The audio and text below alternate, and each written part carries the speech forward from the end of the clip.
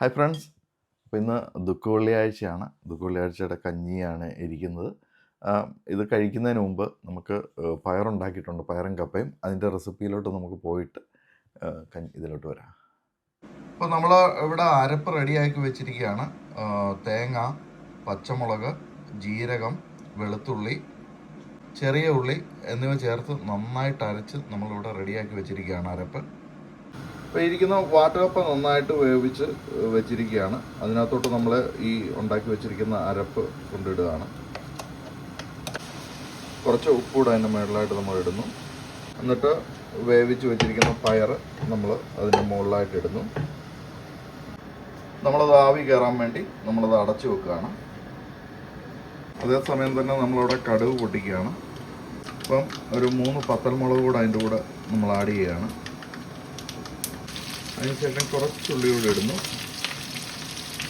അപ്പം പയർ നമുക്കൊന്ന് ഇളക്കി നോക്കാം. അരപ്പൊക്കെ ചേർത്ത് വെച്ചതല്ലേ, അപ്പോൾ അതിനുശേഷം നമ്മളൊന്ന് ഇളക്കി നന്നായിട്ട് ഇളക്കിയ ശേഷം നമ്മൾ കടുക് പൊട്ടിച്ചത് നമ്മൾ ഇതിനകത്തോട്ട് ആഡ് ചെയ്യുകയാണ്. എന്നിട്ടത് നന്നായിട്ട് വീണ്ടും ഇളക്കുകയാണ്. ഇപ്പോൾ നമ്മുടെ പയറും കപ്പയും റെഡിയായി.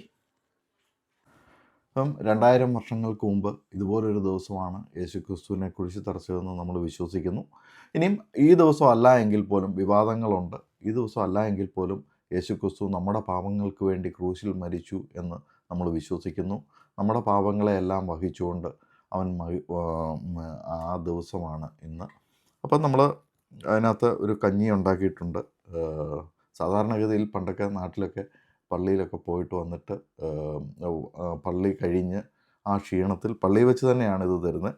അപ്പം പണ്ടൊന്നും ഇതുപോലുള്ള സ്പൂണല്ലായിരുന്നു. എൻ്റെയൊക്കെ ചെറുപ്പത്തിൽ പ്ലാവല ഇങ്ങനെ കുമ്പിൾ പോലെ കുത്തി അതിലാണ് കഞ്ഞി കുടിച്ചുകൊണ്ടിരുന്നത്. അപ്പം അതിനൊക്കെ മാറ്റം ഉണ്ടായി. നമ്മളിപ്പം കഞ്ഞി കുടിക്കുകയാണ്. അപ്പോൾ ആ ക്ഷീണത്തോടു കൂടി വന്നിട്ട് ആ കഞ്ഞി കുടിക്കുമ്പോൾ ആ കഞ്ഞിയുടെ ഒരു ടേസ്റ്റ്, ആ ടേസ്റ്റ് ഇന്ന് കിട്ടത്തില്ല. എങ്കിൽ പോലും നമ്മളൊന്ന് അനുകരിച്ച് നോക്കിയതാണ്. നമുക്കിവിടെ കടുമാങ്ങയുടെ കാണ്ടിയാണ്, പക്ഷെ നമുക്കിവിടെ നാരങ്ങ അച്ചാറാണ് ഉള്ളത്. ഏതായാലും